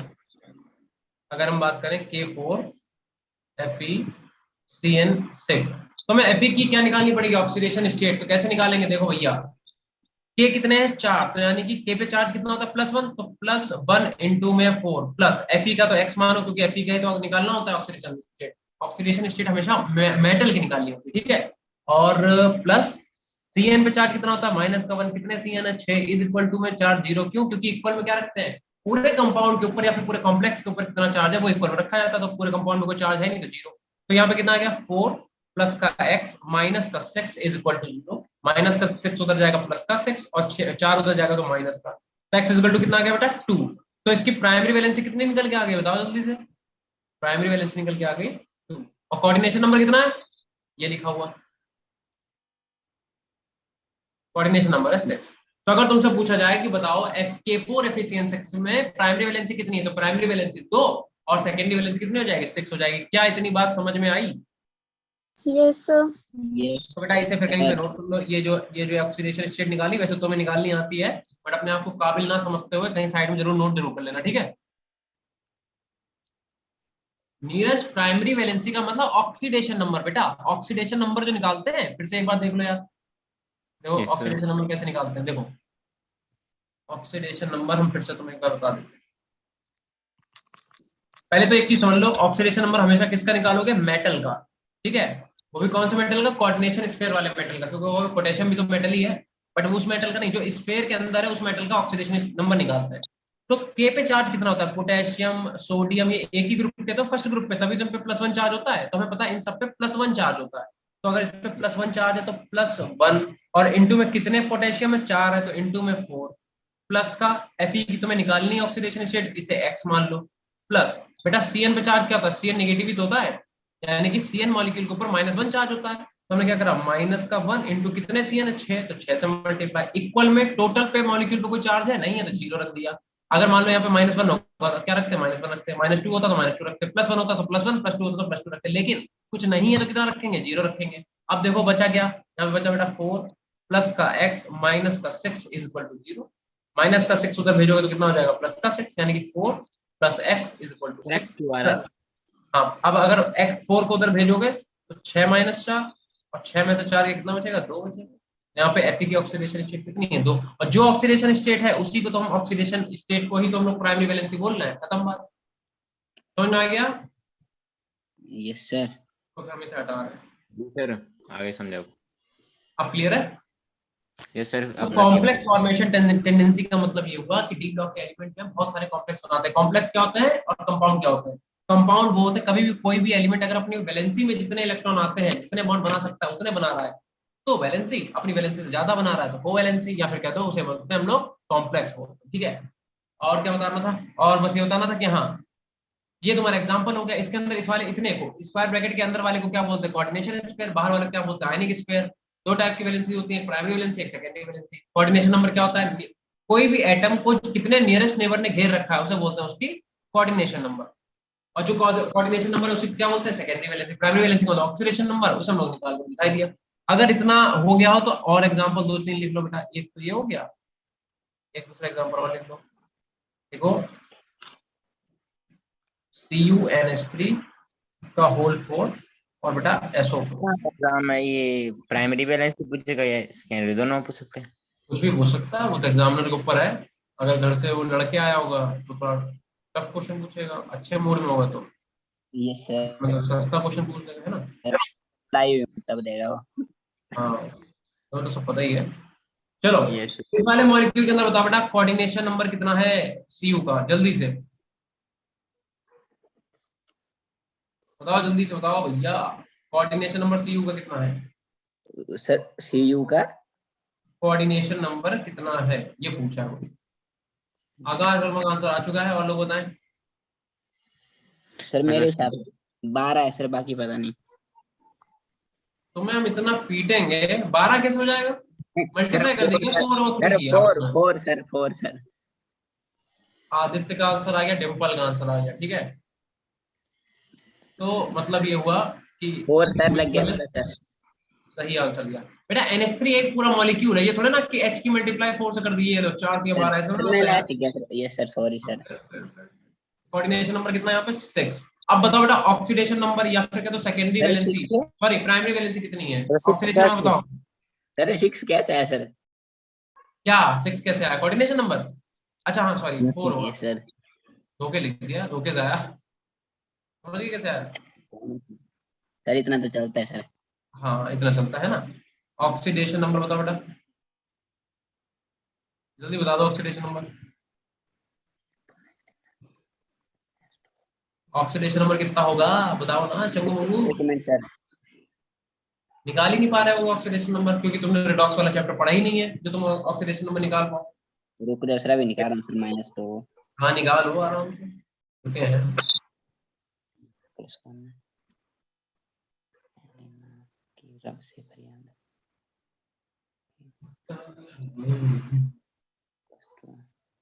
हो गया बेटा? रहने दो सर, गलती आ रहा है सर। गलत है रे। भैया ऑक्सीडेशन नंबर जब निकालोगे तो कैसे निकालेंगे, पहले चेक कर लो। देखो जब तुम इसका यार ऑक्सीडेशन नंबर निकालोगे, इसका ऑक्सीडेशन नंबर तो कैसे निकालेंगे देखियो। तो Cu को x मान लो क्योंकि उसी का निकालना है तुम्हें। अब पहली बात तो NH3 जो होता है, NH3 वो क्या है, बेस है, बेस, ठीक है। और ये न्यूट्रल कंपाउंड होता है, ध्यान रखना। मतलब NH3 पे कोई चार्ज नहीं होता, तो NH3 न्यूट्रल है, इसका मतलब क्या हुआ कि न्यूट्रल पे कोई चार्ज तो है नहीं, तो 0 इंटू कितने NH3 है, 4, इज इक्वल टू SO4 पे चार्ज कितना होता है बेटा, SO4 पे होता है -2, ठीक है। तो SO4 पे रख दो -2, सॉरी रुको एक सेकंड, ये क्या कर दिया मैंने? यहाँ पर रखो -2 इज इक्वल टू 0। तो x -2 इज इक्वल टू 0 और x इज इक्वल टू कितना आ गया 2। यहाँ पे इसका ऑक्सीडेशन नंबर कितना निकल के आ गया, 2 निकल के आ गया, ठीक है। तो सीधे लिखते हैं ऑक्सीडेशन नंबर, तो लिखो ऑक्सीडेशन इज इक्वल टू 3 कैसे आ जाएगा, 2 आएगा भाई, ये तो 0 ही हो गया, ये -2 है, -2 उधर जाएगा, +2, खत्म बात, बात खत्म। Yes sir. ठीक है, और दें कंपाउंड, और एग्जांपल दें। सर सर Yes, एक sir. दे। सर क्या कह रहा हूँ, सर दो हम बोल सर दो दो। जिन बच्चों ने नोट नहीं करा फटाफट नोट को स्क्रीनशॉट ले लो, चाहे जो मर्जी कर लो। सर एक मिनट कब सर। तक जिन बच्चों का नोट नोट कर लिया, चले आगे। सर एक मिनट सर। यस सर से कर रहा है अविनाश, रुको। बताओ बेटा, आकाश, तुषार, हिमेश, सिमरन, शैली, सीमा, बताओ हो गया सबका नोट। हो गया सर, चलो अभी फिर आगे नंबर चलते हैं, ठीक है। अविनाश बचा हो सर। गया, तो चलो यहाँ पे एक कंपाउंड और लिख देते हैं। एक मिनट सर रुक जाओ। एक आप लिख लो, थर्ड एग्जाम्पल और लिख दो। हाँ रुके हुए हैं, लिख ही तो रहे हैं, हटा तो रहे हैं, लिखो हो गया सर। CuH2O का होल होल 4 बेटा। तुमने क्या कह रहा है SO4.H2। चलो इसमें और बता दो फिर चला जाए आगे। मतलब इस वाले कंपाउंड में कोऑर्डिनेशन नंबर बता दो कितना होगा, ठीक है, और ऑक्सीडेशन नंबर बता दो कितना होगा। एक तो बताओ कोऑर्डिनेशन नंबर, एक बताओ ऑक्सीडेशन नंबर। बच्चों के आंसर आना चालू होगा। सर कोऑर्डिनेशन तो आकाश वर्मा का 4। आंसर आ चुका है, कोऑर्डिनेशन नंबर तो 4 होगा, बिल्कुल सही, आकाश ने भी यही बताया, ठीक है। और ऑक्सीडेशन नंबर बताओ बेटा। सर CU का निकालना है ना। ऑक्सीडेशन नंबर बता सकते हो, हाँ सर CU पे कितना चार्ज होगा, मतलब CU का ऑक्सीडेशन नंबर कितना होगा, एक मिनट सर। बताओ बताओ। सर 2। जब तुम लोग कोऑर्डिनेशन 2 होगा, बिल्कुल सही, क्योंकि वाटर मॉलिक्यूल न्यूट्रल होता है तो ये भी न्यूट्रल रहेगा। देखो H2O तो तुम्हारा न्यूट्रल होता है बेटा, H2O को चार्ज तो होता नहीं है, ये वाला भी चार्ज जो 0 हो जाएगा और ये इधर भी 0 हो जाएगा, बचेगा क्या, -2 खाली बचेगा, -2 उधर जाएगा तो +2, बिल्कुल सही, ठीक है। अब मेरी बात सुनो, हम क्या कह रहे थे, हम ये कह रहे थे कि ये जो बात हमने आपको बताई है प्राइमरी वैलेंसी और सेकेंडरी वैलेंसी वाली, बिल्कुल सही है सिमरन आपका आंसर। देखो जो प्राइमरी और सेकेंडरी वैलेंसी वाली हमने बात बताई है, जब तुम कोऑर्डिनेशन कंपाउंड का पहला चैप्टर मतलब पहला टॉपिक पढ़ोगे, वर्नर थ्योरी, तो उसमें तुम्हें यही पढ़ाया जाएगा। मतलब ये जो है, ये है क्या, ये वर्नर्स थ्योरी है बेटा, क्या ये वर्नर्स थ्योरी है। उन्होंने ही बताया था कि किसी भी कॉम्प्लेक्स की 2 टाइप की वैलेंसी होती है, एक होती है प्राइमरी वैलेंसी, एक होती है सेकेंडरी वैलेंसी। तो उसे हम लोग वहां देखेंगे, अभी के लिए फिलहाल इतना नोट कर लो फिर चले आगे। चलो जल्दी से नोट करो इतना बेटा। सर अभी क्या बताया आपने। हमने अभी बताया कि आज मौसम बहुत ठंडा है। नहीं सर तुमने क्या अभी सुना, आप बोल रहे थे कि किसकी थ्योरी हमने बेटा ये क्या है। बताया कि ये जो प्राइमरी वैलेंसी और सेकेंडरी वैलेंसी है, ये एक्चुअल में कॉन्सेप्ट वर्नर एक साइंटिस्ट थे, उन्होंने दिया था। उन्होंने ही बोला था कि कोई भी कॉम्प्लेक्स जो होगा 2 टाइप की वैलेंसी शो करेगा, पहली होगी प्राइमरी वैलेंसी, दूसरी होगी सेकेंडरी वैलेंसी। और प्राइमरी वैलेंसी को हम लोग उसका ऑक्सीडेशन नंबर बोलते हैं, सेकेंडरी वैलेंसी को हम लोग उसका कोऑर्डिनेशन नंबर बोलते हैं। दैट्स इट, खत्म बात। अब आ जाओ आगे, ठीक है। सर रुक जाओ अब बेटा हेडिंग सर। डालो फॉर्मेशन ऑफ कलर्ड आयन। क्या कह रहा हूँ, सर आपने पूछा नहीं, कोई नोट कर रहा होगा फिर। हाँ तुम उसकी टेंशन अपनी लो, टेंशन उसकी क्या ले रहे हो, जो नोट करे खुद ही बोल देगा, अपनी टेंशन नहीं ले रहा है। कोई नोट कर रहा होगा, सर आपने पूछा नहीं, पीटोगे, हम बता रहे हैं। हेडिंग डालो फॉर्मेशन ऑफ कलर्ड आयन।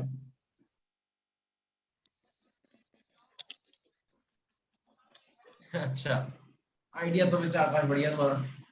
देखो चैनल अपने वीडियो डाल दें तुम लोगों की तो व्यूज बहुत आ जाएंगे ना। अब पहले तो एक चीज समझो बेटा, कभी भी कोई भी कंपाउंड कलर का फॉर्मेशन कब करेगा, तो सुनो, कलर का फॉर्मेशन तब करेगा अगर हम यहाँ पे लिखते हैं एक्साइटेड स्टेट और यहाँ पे हम लिखते हैं ग्राउंड स्टेट, यहाँ पे लिखते हैं ग्राउंड स्टेट, ठीक है। और इसे थोड़ा सा आपको कायदे समझा दें। मान लो एक्साइटेड स्टेट में ये ऑर्बिटल है, ये ग्राउंड स्टेट में, एक्साइटेड स्टेट में, और ऐसे ये ग्राउंड का ये है, एक्साइटेड का ये।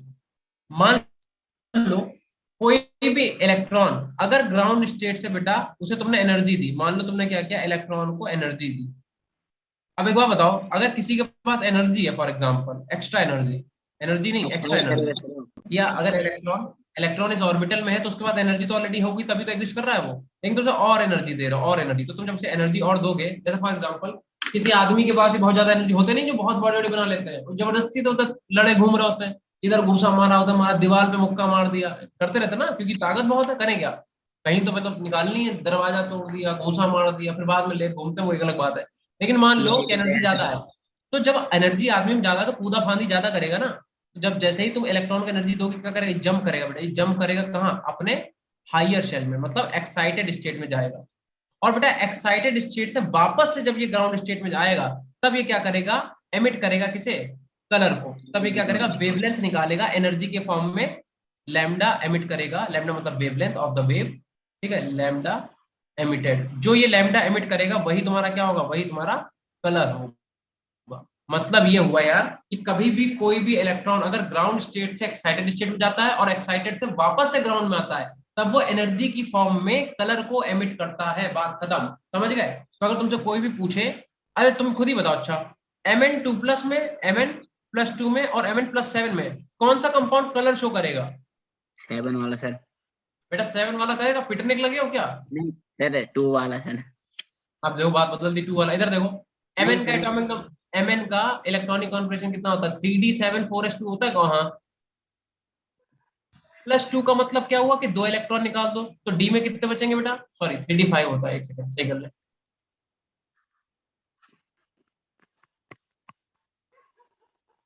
बेस और एसिड वाला कौन सा कॉन्सेप्ट बताया तुमने?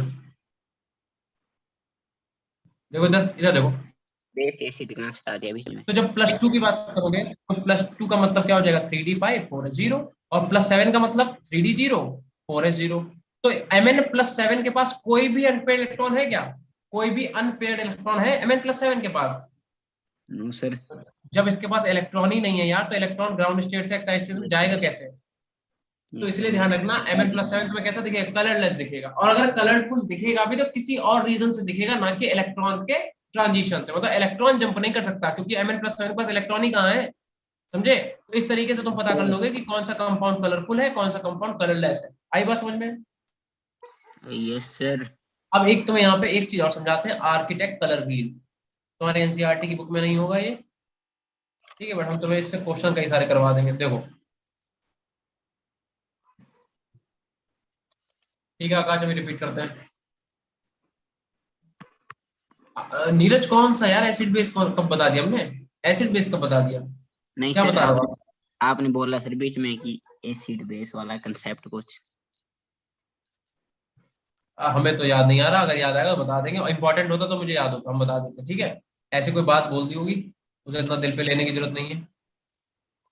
सर आपने बोला था वो बेस उसके साथ चला जाएगा और एसिड कहाँ चला जाएगा वो?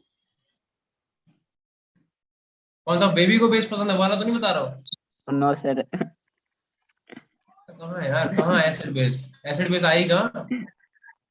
सर आपने अभी बोला 2 मिनट पहले सर। चलो कोई बात नहीं, इंपॉर्टेंट होता तो मुझे याद तो बताता ना, ऐसी कोई बात रही होगी, हो सकता है मुझसे निकल गया हो, ध्यान ना रहा हो मैं, ठीक है। चलो इधर देखो, अब ये एक आर्किटेक्ट कलर व्हील है बेटा, ठीक है, क्या है, आर्किटेक्ट कलर व्हील, इसे सही से बनाते हैं, गलत होता है, देखो आवाज तो हकीकत बता रहे हैं दुनिया की, ठीक है, बहुत एकदम दिल दहला देने वाली बात है, बहुत ध्यान से सुनना, बाद में फिर कौशल जी क्या बता बेबी देंगे। को बेस। हाँ तभी कह रहा हूं, बहुत ध्यान सुनना, ठीक है, एकदम दिल थाम के बैठ जाओ, देखो बहुत ही सीरियस वाली बात है, आजा भाई,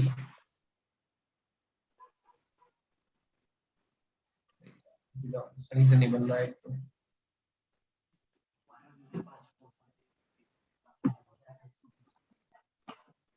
अरे भाई तो और ही ज्यादा गंदा बना है, रुक जाओ, अब सही होगा है ना। गंदा भी है बट ठीक है, काम चल जाएगा।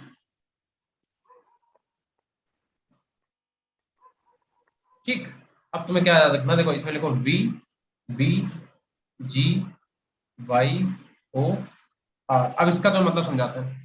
देखो जब आप इलेक्ट्रॉन को एनर्जी दोगे, पहले तो कितने लोग ऐसे हैं जिन्हें ग्राउंड स्टेट और एक्साइटेड स्टेट पता ही नहीं है?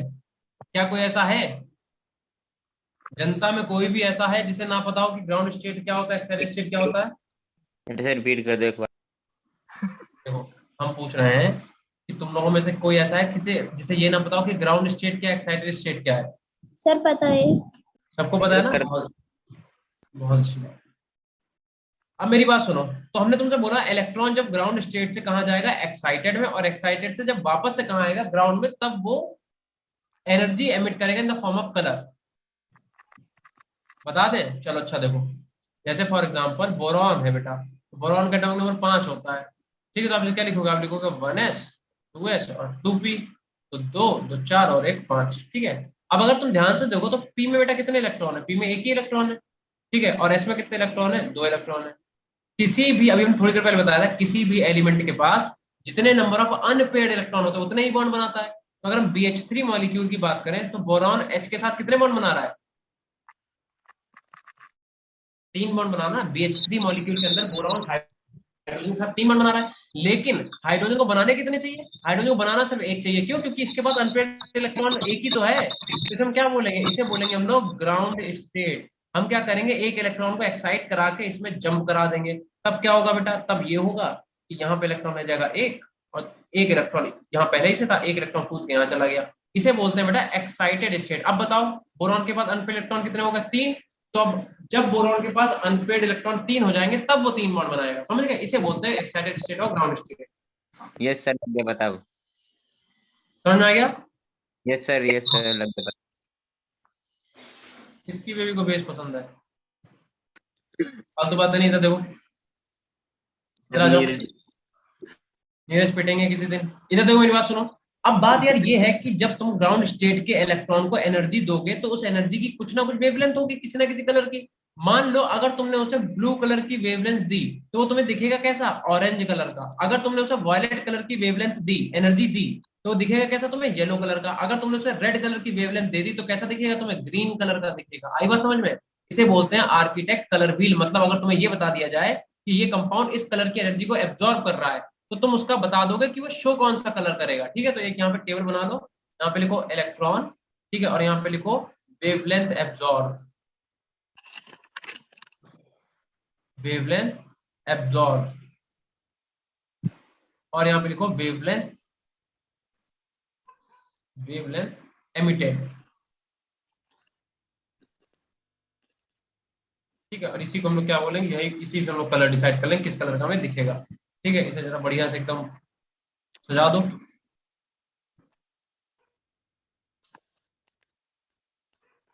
ठीक है, अब देखो बात सुनो। मान लो अगर कोई भी कंपाउंड को, सॉरी किसी भी इलेक्ट्रॉन को आप ग्राउंड स्टेट में एनर्जी देते हो वॉयलेट कलर की, किस कलर की, वॉयलेट कलर की, बताओ कौन सा कलर शो करेगा? Sir red. रेड नहीं, वॉयलेट का अपोजिट देखो ना, वॉयलेट का अपोजिट कौन सा है, येलो ये सर, वाला। येलो। देखो अगर तुमने वॉयलेट वाली एनर्जी दी तो शो कौन सा करेगा, येलो शो करेगा। तो यहाँ पे लिख लो येलो कलर, ठीक है। अगर मान लो तुमने रेड कलर की वेवलेंथ उसे दे दी, कौन सा कलर शो करेगा बताओ बेटा? ग्रीन। ग्रीन। ग्रीन। अगर तुमने रेड दिया तो कैसा शो करेगा, ग्रीन करेगा, ठीक है। यहाँ लिख लो ग्रीन। मान लो अगर तुमने क्या करा, ब्लू कलर की वेवलेंथ उसे दी, कौन सा कलर शो करेगा बताओ? ऑरेंज। ठीक है, तो अगर आपने ब्लू कलर की ऑरेंज से ब्लू कलर की वेवलेंथ दी तो तुम्हें ऑरेंज कलर का वो दिखेगा, ठीक है। तो ऑरेंज, ठीक है। ऐसे ही अगर मान लो तुमने इस टाइप से ना देके तुमने रेड वॉयलेट दे दी तुमने, अगर उसे वेवलेंथ कौन सी थी, रेड और वॉयलेट कलर की, रेड और वॉयलेट कलर, कैसा दिखेगा बताओ? सर ग्रीन और येलो। बिल्कुल सही। अगर तुमने रेड और वॉयलेट दे दिया तो तुम्हें कैसा दिखेगा, ग्रीन और येलो दिखेगा, समझे? अगर तुमने रेड वॉयलेट दिया तो तुम्हें दिखेगा कैसा, ग्रीन येलो कलर, ठीक है। तो यहाँ लिख देते हैं हम, कैसा दिखेगा, ग्रीन येलो कलर। समझ गए कि नहीं समझे बताओ? Yes sir. इसी को बोलते हैं आर्किटेक्ट कलर व्हील। मतलब ये कि तुम किसी भी कंपाउंड को देख के बता सकते हो कि वो किस टाइप की वेवलेंथ शो करेगा। Hello sir. क्या कहना चाह रहे हो? कोई हाँ होता बेटा। है सर रिपीट करना। सर जो ये बोले सर मतलब चेंज एक जैसे रेड से ग्रीन जा रहा है, ये तो क्यों जा रहा है ये मतलब समझ नहीं आया। ये तो मेरी बात सुनो बेटा, ये तो ट्रिक है, ये तो तुम्हें ट्रिक समझाई गई है क्वेश्चन को लगाने की। एक्चुअल में थोड़ा ना ऐसा कुछ हो रहा है, ये तो जस्ट एक ट्रिक बताई गई है कि तुम कैसे पता करोगे कि अगर तुम्हारे पास क्वेश्चन आ जाए तो कैसे तुम सॉल्व करोगे। तो ट्रिक है। एक्चुअल में ऐसा देखा गया कि जिस कलर का हम लोगों ने उसे वो दिया, तो आर्किटेक्ट कलर भी एक साइंटिस्ट, उन्होंने आर्किटेक्ट कलर भी दिया था, उसमें इसी टाइप का था वो, कि अगर वॉयलेट दिया तो येलो शो कर रहा था, ब्लू दे रहे थे तो ऑरेंज शो कर रहा था। तो उन्होंने एक दिमाग लगा लिया कि हाँ भाई, जो भी कलर देंगे उसका अपोजिट शो करेगा वो। समझे? सर सर सिर्फ 6 हाँ। ही कलर थे उसमें। हाँ 6 ही कलर थे, इंडिगो नहीं था उसमें। ठीक है, तुम यही तो सोच रहे हो कि विबग्योर में आई कहाँ गया, इंडिगो कहाँ गया। तो इंडिगो नहीं था आर्किटेक्ट कलर व्हील में, आर्किटेक्ट कलर व्हील में सिर्फ यही 6 कलर थे। ठीक है, इससे तुम्हारे क्वेश्चन सारे हो जाएंगे, बस बात खत्म। इतना नोट करो फटाफट तेजी में सब लोग। सर किसने दिए लोग ये। हाँ भैया, क्या कह रहे हो? माइक सर खोल ये के कायदे से बोला करो यार। सर इसका लॉ मतलब किसने दिया सर ये व्हील वाला। आरके का हमें भी नहीं पता किसने दिया। अब तो किसने दिया, तुम्हें उसकी कुंडली निकालनी है क्या? तुम अपने क्वेश्चन लगाओ, काम चलाओ अपना। अगर ऐसे एक एक चीज पढ़ेंगे कि एक्साइटेड स्टेट किसने बताई क्या होती है, ग्राउंड स्टेट किसने बताई क्या होती है, वॉयलेट कलर किसने दिया, रेड कलर, तो फिर किसने ही करते रहना। ऐसे तो पता नहीं कितनी सारी चीजें, सबके पीछे पता सुना उनके साइंटिस्ट कौन है यार। Yes sir. अब जैसे मॉडर्न केमिस्ट्री का फादर कौन है? पता नहीं केमिस्ट्री सर। कौन है जो बताओ? मॉडर्न केमिस्ट्री का फादर किसे बोला जाता है बताओ भाई? सर फ्रेंच चार केमिस्ट। लेवाइजर को बोला जाता है, लेवाइजर को। ये सर मॉडर्न एंड केमिस्ट्री का, हाँ। ये कौन है भैया? ठीक है, चलो इतना नोट कर लो सब लोग जल्दी से, अब बताओ मुझे अगर नोट हो गया हो सर हो गया ना। तो। सर ओके 1 मिनट रुक जाओ सर। भैया, 1 मिनट नहीं रुक पाएंगे, जल्दी बताओ। अपना नोट करते हो, पूरी कोचिंग का क्लास का नोट करवाते हो? नहीं सर अपना करता हूँ। जल्दी करो, बहुत तेजी। यहाँ तक का नोट कर लेना, ठीक है। और इसके बाद हम लोग पढ़ेंगे नेक्स्ट क्लास में कि क्या होगा, मतलब कल ही तो है अपनी क्लास, इसके आगे कल देखेंगे, ठीक यस है। सर। Yes sir. ओके आकाश, चलो ठीक है भाई, जाओ टाटा बाय बाय, मजे करो, मिलते हैं कल, ठीक है। सर कल क्या होगा। चलो ठीक है बाय। कल इसी के आगे देखेंगे बेटा। सर इसके कल आगे क्या होगा। कल इसी के आगे चैप्टर रह गया ना। भाई कल भी होगा बेबी को चलो ठीक है बाय, मजे करो, bye bye. Good evening sir. Yes bye sir sir. Bye. बेटा, बाय बाय बाय।